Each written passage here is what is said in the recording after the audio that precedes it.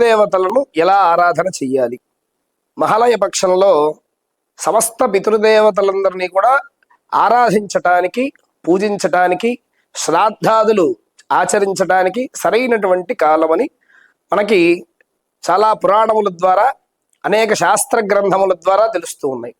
అదేవిధంగా ఇప్పుడు మనం ఈ మహాలయ పక్షముల్లో పితృదేవతల్ని తిలోదకములు అంటే నువ్వులు నీళ్ల చేత విడిచిపెట్టడం, అదేవిధంగా శ్రాద్ధాదులు అబ్ది అంటే సంవత్సరము అని, ఆబ్దీకము అని పెడుతూ ఉంటాం.